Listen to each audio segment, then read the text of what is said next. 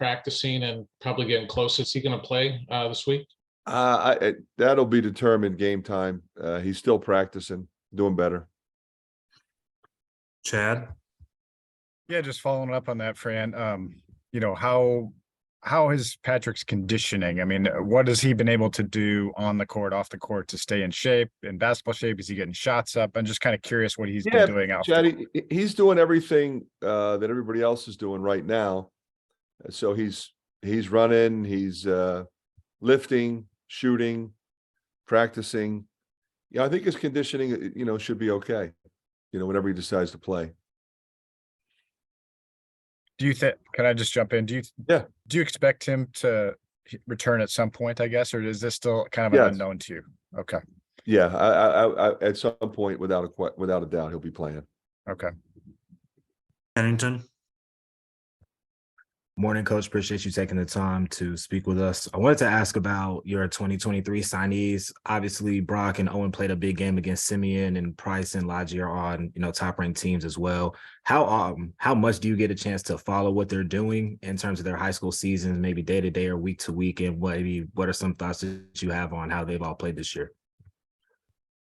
Well, quite honestly, I mean, they played as I would have expected them to play, and I think as they would have expected themselves to play. All four of them are really good players. They're gamers, they're winners, they're character guys. They have skill sets that complement each other. They're on winning teams. And we follow them very closely. To answer your question specifically, I think Moline will contend for a state championship in Illinois, which, as you know, is not easy. Lodgy is on a team that, expects to be one of the better teams in the nation, St. Benedict's, and they are.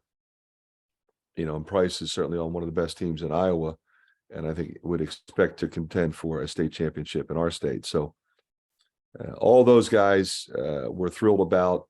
They're winners, and looking forward to getting them on campus. Mike?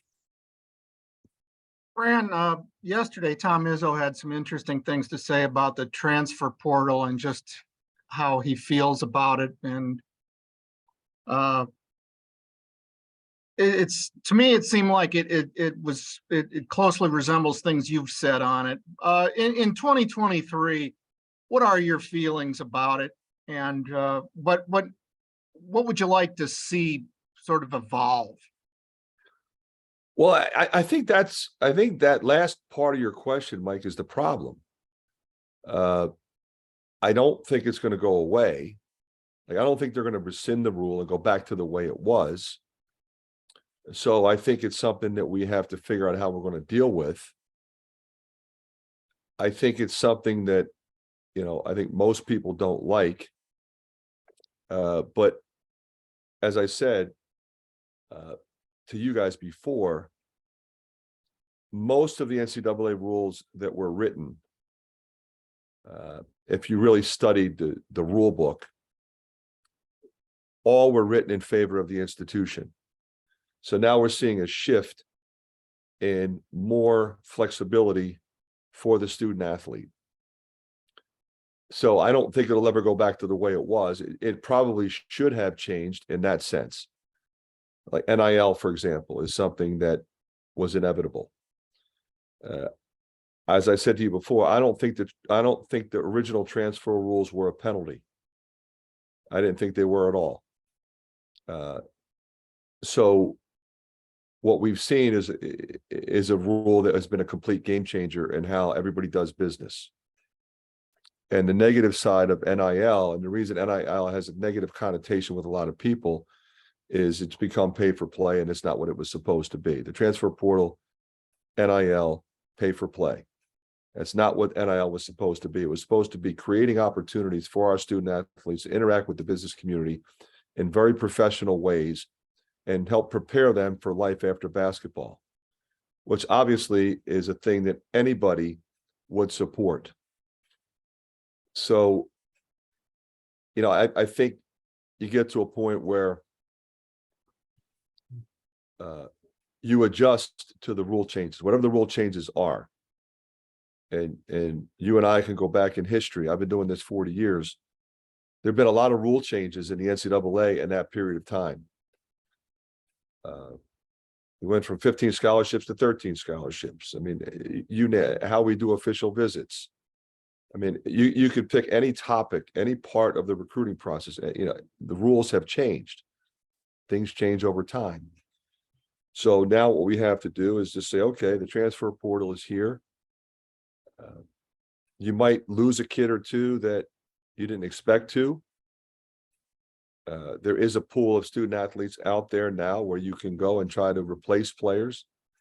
I don't think any of us want to get to the point, and some of us have, where you have to go sign 6, 7, or 8 players out of the portal just so you can build a roster. As I've said to you guys many times, I was hired to build a program, and I never really wanted it to be where I just put a team together year to year.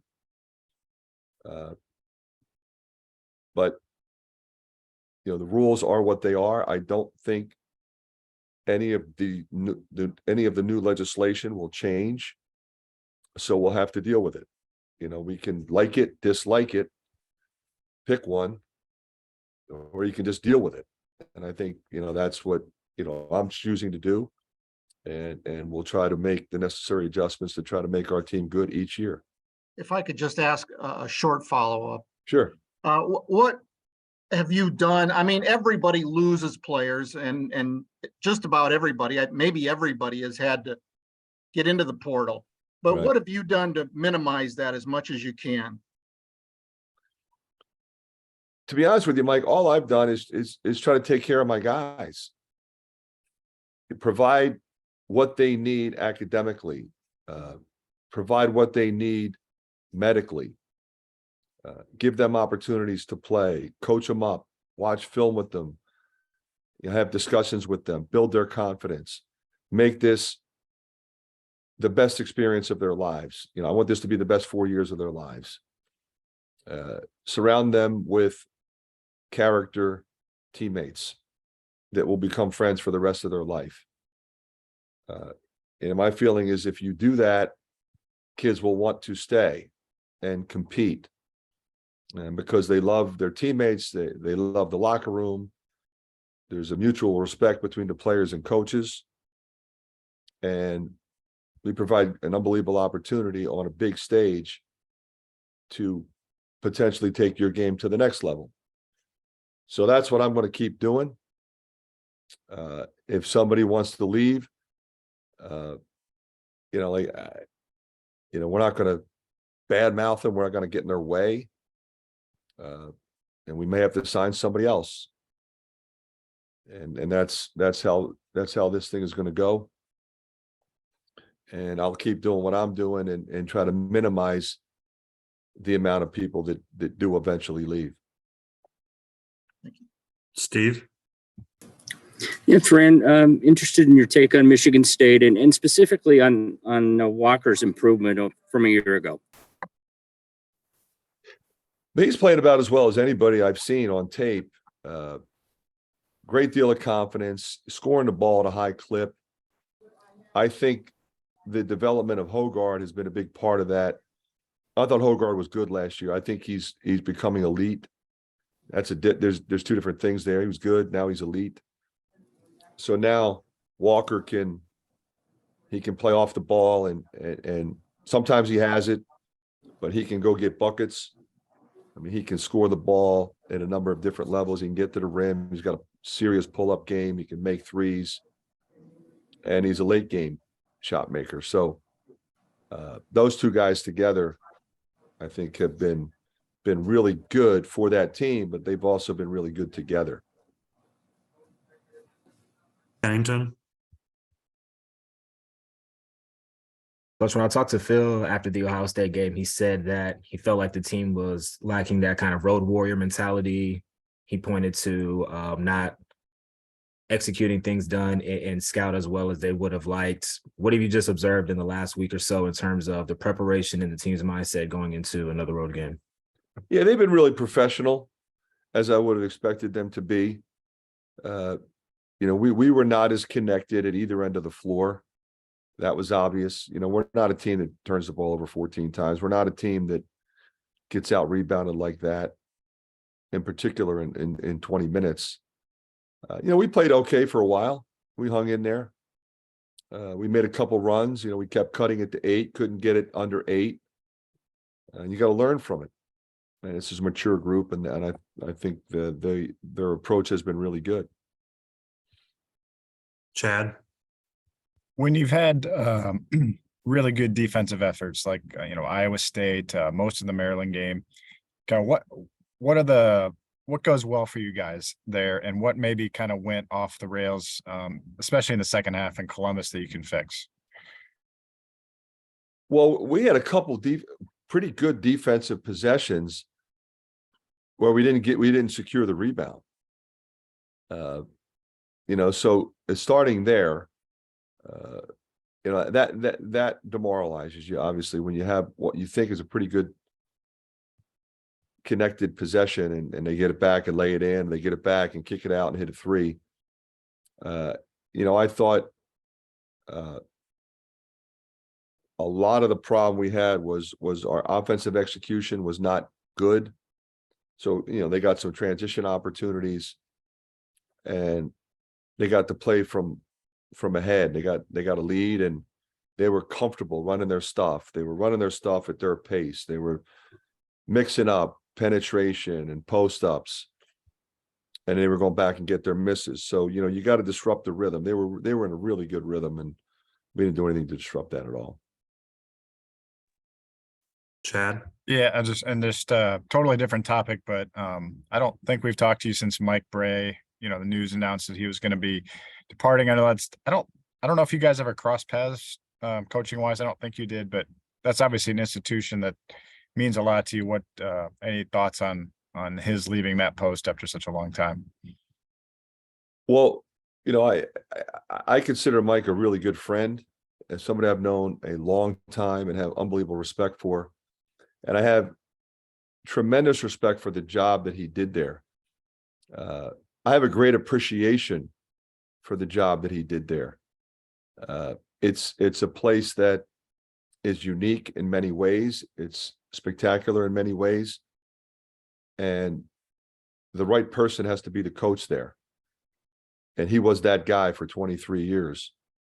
And I applauded him. I reached out to him and said, I know just how special a job you did.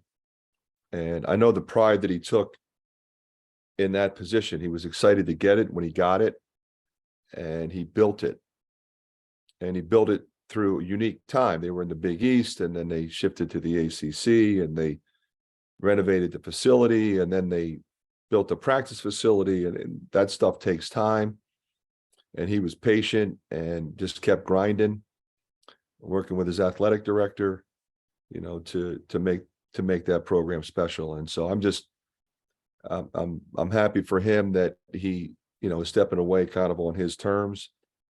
I don't know what his plans are moving forward. If he's going to stay on there as an employee in some capacity, which I'm sure they would love to have because of how well respected he is. So wish him luck the rest of the season. And I know he'll continue to coach him up.